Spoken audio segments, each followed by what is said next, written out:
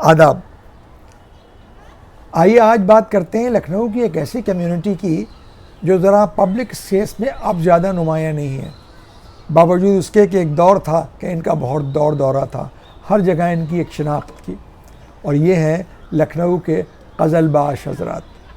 क़ज़लबाश लोग लखनऊ के नहीं हैं, बल्कि ये तुर्की और ईरान से लखनऊ आए हैं अलग अलग दौर में।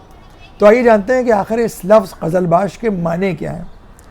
क़ज़लबाश लोग जो हैं ये एनाटोलिया, उसके बाद आर्मेनिया, कॉकसस, कुर्दिस्तान, अज़रबैजान और नॉर्दर्न ईरान में पाए जाते थे। ये 7-8 फाइटिंग या फाइटर कबीले थे जो एक जगह जम के कभी रहते नहीं थे और बड़े लड़ाकू, बड़े जंगजू, बड़े जवां मर्द होते थे। चूँकि उस ज़माने में न बाउंड्रीज़ परमानेंट होती थी, न लोगों की लॉयल्टीज़ होती थी। कोई बादशाह किसी से हारा तो उसने अपना कुछ इलाका दूसरे बादशाह को दे दिया किसी ट्रीटी के तहत। तो इस तरह से ये क़ज़लबाश लोग जो थे ये मर्सनरी फाइटर्स थे। ये अलग अलग स्टेट्स के लिए लड़ा करते थे और जहाँ कहीं जम के रहते नहीं थे। अब ये क़ज़लबाश क्यों कहलाते थे? तुर्की में क़ज़लबाश के माने हैं रेड हैट, यानी लाल साफ़ा पगड़ी या हैट लगाने वाले। कहा जाता है कि जो क़ज़लबाश लोग थे इनका जो हेड गियर होता था वो एक तरह का दस्तार होता था, एक पगड़ी होती थी जिसमें 12 पेंच होते थे और बिल्कुल सुर्ख खून की तरह के लाल रंग के होते थे इनके साफ़े, और उसमें 12 पेंच होते थे। पेंच माने प्लीट्स या उसके जो लेयर्स थी साफ़े की, वो इस बात का इंडिकेशन थी कि ये शिया हैं और ये 12 इमामों को मानते हैं, तो इसलिए 12 पेंच इसमें होते थे। ईरान में जब सफ़वीज़ जो थे वो अपनी हुकूमत कायम कर रहे थे तो उसमें क़ज़लबाशों का बहुत रोल था उनकी मदद में, और उसकी वजह ये थी कि शेख हैदर एक थे जो वहाँ के एक बहुत बड़े सूफ़ी फ़कीर थे, जिनके पैरोकार, जिनके मुरीद ये सब क़ज़लबाश होते थे। उन्होंने सफ़वीद के साथ इन क़ज़लबाशों को लगा दिया और इन्होंने बहुत सफ़वीद की मदद की। जब तक सफ़वीद वहाँ रहे क़ज़लबाश बहुत सुकून से वहाँ रहे और आसपास के इलाक़ों में भी लड़ने जाया करते थे सफ़वी की तरफ से। उसके बाद जब सफ़वी जो हुकूमत थी उसकी ज़रा गिरफ्त ज़रा कमज़ोर हुई और ऑटोमन उरूज पे आया, तो फिर ये धीरे धीरे वहाँ से बाहर की तरफ निकले, अफ़गानिस्तान और फिर वेस्टर्न इंडिया की तरफ, पंजाब और सिंध की तरफ। अब ये क़ज़लबाश हज़रात की तारीख़ जो थी वो बहुत ही मुख्तसर थी। अगर इसको हम बताना शुरू करें तो कई एपिसोड इसी पे चले जाएंगे, लिहाजा बस आपको बता दिया कि इनके नाम के लफ्ज़ी माने क्या हैं और कैसे इनकी शुरुआत हुई। अब हिंदुस्तान में क़ज़लबाश हज़रात की आमद कब हुई, ये कहानी बहुत पुरानी है। वैसे जो तारीख़ी तौर पे मिलता है कि थर्ड बैटल ऑफ पानीपत में यानी 1761 में क़ज़लबाश हज़रात जो थे वो अहमद शाह अब्दाली की तरफ से लड़ने आए थे। 2000 मस्कीटियर्स थे, वो सब क़ज़लबाश थे जो ऊँटों पर उस ज़माने की जो तोपें होती थी उसको लगा के बहुत बहादुरी से लड़ रहे थे। लेकिन लोगों का मानना ये भी है कि अकबर आज़म जो एम्परर अकबर थे उनके जो अतालिक थे बहराम खान, वो ईरानी थे, वो भी क़ज़लबाश थे। अकबर के जो गार्जियन थे बहराम खान वो भी क़ज़लबाश थे। क़ज़लबाशों के लिए कहा जाता है कि जो मुर्शिदाबाद की हुकूमत जो कायम हुई थी उसमें भी इन लोगों का एक बड़ा अहम किरदार था और उनके भी कुछ रिश्ते जो हैं वो क़ज़लबाशों से। आप लोगों ने आगा सरनेम बहुत सुना होगा, जो सरनेम की तरह आगा नाम रखते हैं, वहीद आगा, सरवर आगा, बहादुर आगा। लेकिन ये जो क़ज़लबाश हज़रात हैं ये अपने नाम के आगे लिखते हैं आगा, क्योंकि आगा जो था वो ईरान में एक बहुत इज़्ज़त का माने होते थे उसके। जैसे अरब में शेख कहते हैं, नाम के आगे लगाते हैं, वहाँ आगा कहते थे इन लोगों को। तो इनके नामों के आगे आगा लगता था। बहुत से क़ज़लबाश जो हैं वो मिर्ज़ा भी लिखते हैं। अब कश्मीर में इनकी आमद हुई है जब ये उनका राज वहाँ शुरू हुआ डोगरों का, तो वहाँ एक आगा बाकर क़ज़लबाश हुआ करते थे जो अपने ज़माने के बहुत बड़े हकीम भी थे।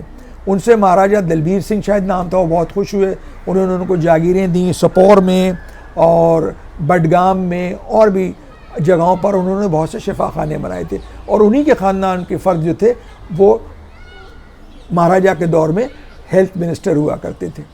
इसी ख़ानदान के लोग जो हैं, जो आगा फैमिली कश्मीर की बड़ी मशहूर फैमिली है, जो एडमिनिस्ट्रेटिव और ब्यूरोक्रेटिकली और पॉलिटिकली बहुत पावरफुल फैमिली मानी जाती थी और अब भी है, जिसमें आगा नासिर साहब वगैरह हुआ करते थे। उनके कई हज़रात IAS में थे और कुछ लोग मेंबर ऑफ़ पार्लियामेंट भी थे। तो आगा फैमिली जो कश्मीर की है वो असल में कज़लबाश लोग हैं जो आके कश्मीर में आबाद हो गए थे। हमारे इंडियन सब कॉन्टिनेंट में कज़लबाशों के 3-4 सेंटर्स थे। मुल्तान, पेशावर, काबुल भी था, लाहौर और लखनऊ, जिसको अवध के नाम से जाना जाता था उस ज़माने में, जो उस वक्त के रिकॉर्ड्स में अवध कहा गया। अवध की बात बाद में करेंगे, पहले आइए देखें कि मुल्तान में कौन लोग थे। बड़ी बड़ी जागीरें थीं। पाकिस्तान के एक बहुत मशहूर जनरल हुए हैं, मेजर जनरल आगा मोहम्मद अफजल ख़ान कज़लबाश। उनकी पैदाइश लखनऊ की थी, वो जाके वहाँ सेटल हो गए थे और बड़ी जागीरें वगैरह थीं। लाहौर तो कज़लबाशों के लिए मशहूर है, कज़लबाशों की हवेली है वहाँ, और उसके बाद कज़लबाश चौक भी है। कज़लबाश लोग जो थे वहाँ नवाब फ़तेह अली ख़ान का ख़ानदान था, जिनके बेटे निसार अली ख़ान ने निसार हवेली कायम की थी अंदरून लाहौर में, जो इंटीरियर लाहौर है वॉल सिटी उसमें। और उसके बाद उसके 2 हिस्से हुए, एक मुबारक हवेली बनी। लेकिन इन दोनों हवेलियों में ही जो है वो मुहर्रम की रसूमात अदा होती हैं, और मुहर्रम के जो मरकज़ी जुलूस हैं लाहौर के, वहीं से निकलते हैं, आज से नहीं, महाराजा रंजीत सिंह के ज़माने से। और जो करबला गामे शाह है लाहौर की, वो भी कज़लबाशों ने ही कायम करवाई थी, और आज भी उन्हीं लोगों के ज़ेर इंतज़ाम वो करबला रहती है। कहते ये भी हैं कि पाकिस्तान के सदर जो 1971 में थे, जब ईस्ट पाकिस्तान वेस्ट पाकिस्तान से अलहदा हुआ और बांग्लादेश बना, उस वक्त जो सदर पाकिस्तान थे आगा मोहम्मद याहिया ख़ान, वो भी कज़लबाश थे। पाकिस्तानी कज़लबाशों पर हमें याद आता है कि हमारी फूफी की शादी लखनऊ में एक कज़लबाश फैमिली में हुई थी। उनके बेटे जो थे वो बचपन में चले गए थे कराची, का नाम है आसिफ कज़लबाश साहब। वो हमारे बहुत बचपन में, वो हमें इस वक्त नहीं पहचानेंगे, वो आए थे, वो मर्चेंट नेवी में थे। मुमकिन है कि वो इस प्रोग्राम को देख रहे हो, तो उन सबको और उनकी अहलिया नसीमा बाजी को भी हमारा सलाम पहुँचे।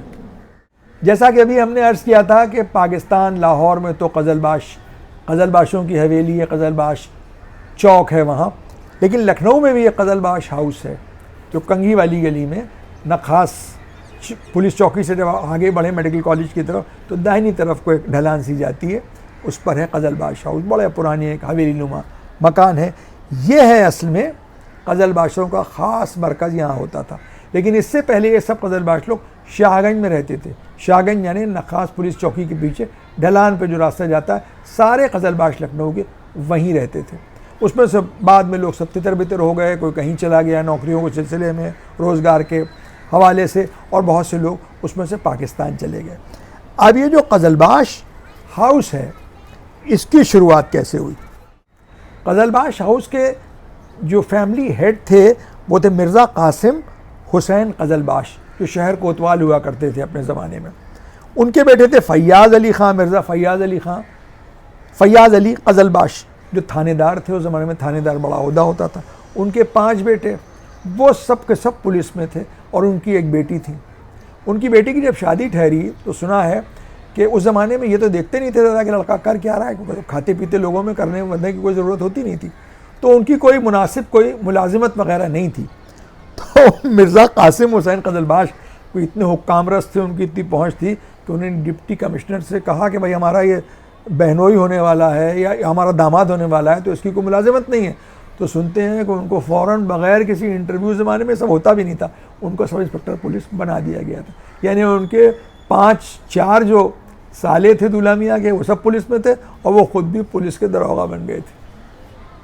मिर्ज़ा फ़ैयाज़ अली कज़लबाश साहब के एक बेटे थे आगा इनायत कासिम कज़लबाश साहब, जो सुपरटेंडेंट पुलिस भी थे और बड़े सेलिब्रेटेड पुलिस ऑफिसर थे, बहुत ईमानदार और बहुत ही जिसको कहना चाहिए अपनी ड्यूटी पर बहुत ही ज़्यादा उनकी मानगौन होती थी कज़लबाश साहब की। वो एंटी डेकॉइटी ऑपरेशंस में भी रहते थे, और कुछ किस्से उन्होंने हमको खुद सुनाए थे कि वो मणिपुर में भेजे गए थे इंसर्जेंसी के सिलसिले में। वहाँ उस ज़माने में बहुत इंसर्जेंसी हो रही थी, तो वो बताते थे कि जो पायलट ट्रेन चलती थी ट्रैक पे देखने के लिए कि कोई बॉम्ब है ट्रेन में नहीं है, उसमें वो खुद बैठ के निकलते थे। तो हमने उससे पूछा कि आपको डर नहीं लगता था? उन्होंने कहा होता तो ये था कि सब खिड़कियों में हमारे सिपाही बंदूकें दोनों तरफ ताने रहते थे, लेकिन सबसे पहले हमारी गाड़ी जाती थी, उसके बाद और रेलें वहाँ से गुजरती थी।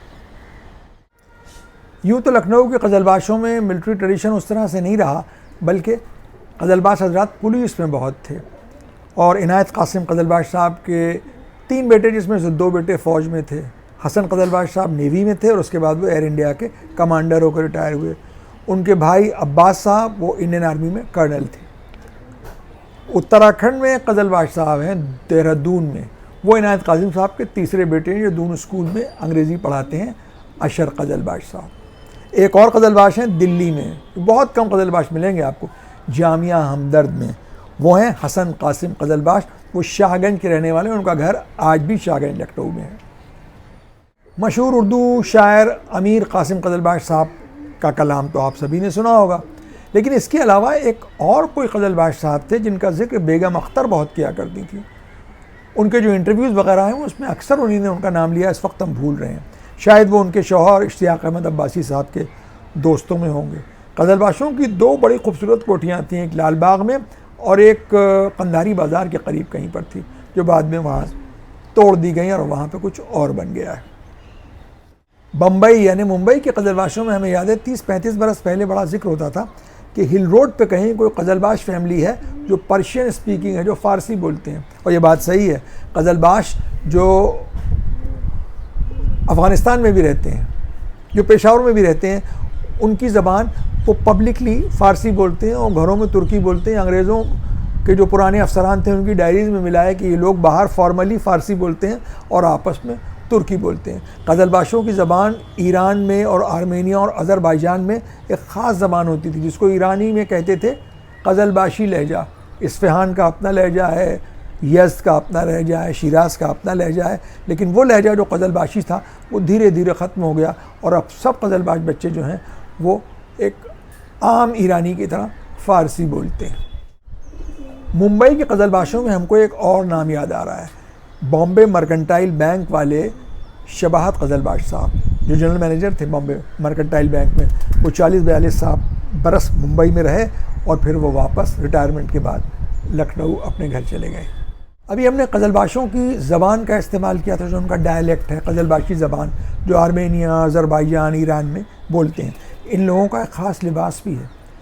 इनके मर्द तो लाल साफ़े बांधते थे, औरतें आज भी ब्लड रेड का ड्रेस पहनती हैं, एक लंबा ट्यूनिक और लंबा स्कर्ट, और वो भी सिल्क का, क्योंकि सिल्क वॉर्म जो है, रेशम के कीड़े जो हैं, उसका कारोबार बहुत आम है गांव में रहने वाले कज़लबाशों में, चाहे वो अज़रबैजान में रहते हों, चाहे ईरान में हों, चाहे आर्मेनिया में हों। और इनका एक ख़ास सर पे पहनने का कपड़ा होता है। जो शादीशुदा औरतें होती हैं वो एक टोपी नुमा पहनती हैं जो एम्ब्रॉयडर्ड होती है, उस पर काम बना हुआ होता है कड़ी हुई। और जो लड़कियां होती हैं वो लोग बीड्स उसमें लगी होती हैं उनकी कैप में, और उस पर कुछ सिक्के जैसे जमे होते हैं। और मर्द जो हैं वो एक हैरम पैंट्स जैसी ढीली शलवार जैसे कुर्द लोग पहनते हैं उससे मिलती जुलती और ढीली कमीज़ें पहनते हैं, जो फ्रिल नुमा कमीज़ें होती हैं। वो इनका लिबास है कज़लबाशों का ख़ास आज भी। क़िदवाइयों की तरह कज़लबाशों का नाम लिखने का तरीक़ा भी अलग है। जैसे कुछ क़िदवाई के से लिखते हैं, कुछ क्यू से लिखते हैं। उसी तरह से कज़लबाश जो पाकिस्तान और हिंदुस्तान में तो क्यू से लिखते हैं, और जो यूरोप में, अमेरिका में, उनमें ज़्यादातर लोग के से लिखते हैं। आयरलैंड और यूके की जो वोटर लिस्ट है उसमें आप देखिए तो 2000-2500 कज़ीलबाशों, वो लोग कज़ीलबाश लिखते तो ये कज़लबाश भी लिखते ही कज़ीलबाश हैं, लेकिन कहते कज़लबाश हैं, उनके नाम हैं। उसमें कुछ नाम बड़े अजीब से हैं। रुत कज़लबाश, कैथरीन कज़लबाश जो वोटर लिस्ट में है यूके की, वो शायद गोरियों से शादियाँ की होंगी मेमो से, तो उनके नाम है, उनका सरनेम जो है वो कज़लबाश हो गया। ये आज की बातचीत इंतहाई मुख्तसर, यानी मुख्तसर से भी मुख्तसर थी, एक बहुत ही तवील मौजू पर कज़लबाशों के। जो हज़रात देख रहे हैं हिंदुस्तान में, पाकिस्तान में या दुनिया किसी भी हिस्से में इस प्रोग्राम को, अगर उनका कज़लबाशों से कोई ताल्लुक़ हो या किसी ख़ानदान से उनका ताल्लुक़ हो कज़लबाशों के, तो वो हमें इस पर अपने कमेंट्स में ज़रूर बताएं। और अगर कोई बात रह गई हो और जिससे हमारी जानकारी में कोई मालूमात में इजाफ़ा हो तो वो बात भी हमसे ज़रूर शेयर करें। पाकिस्तान में तो कज़लबाश जो हैं वो बहुत ही नुमायाँ हैं, डॉक्टर्स, इंजीनियर्स, प्रोफेशनल्स, उसके बाद सोशलाइट्स, जर्नलिस्ट, बहुत कज़लबाश मिलेंगे। लेकिन हिंदुस्तान में अफसोस की बात है कज़लबाश जो हैं वो अब बिल्कुल दाल में नमक के बराबर भी नहीं रह गए। आज के इस एपिसोड को तरतीब देने में हमें बहुत ताउन और बहुत सपोर्ट मिला है एयर इंडिया के कमांडर फ़िरोज़ कज़लबाश साहब का। उनका बहुत बहुत शुक्रिया। उम्मीद है आज की पेशकश आपको पसंद आई होगी। अगली मरतबा फिर किसी नए मौजू के साथ आपकी खिदमत में हाज़िर होंगे।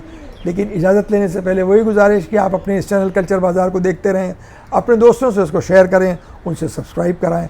और अब हम यूट्यूब के अलावा इंस्टाग्राम पे भी अवेलेबल हैं। अगली मरतबा फिर मुलाकात होगी, तब तक के लिए खुदा हाफिज़, आदाब।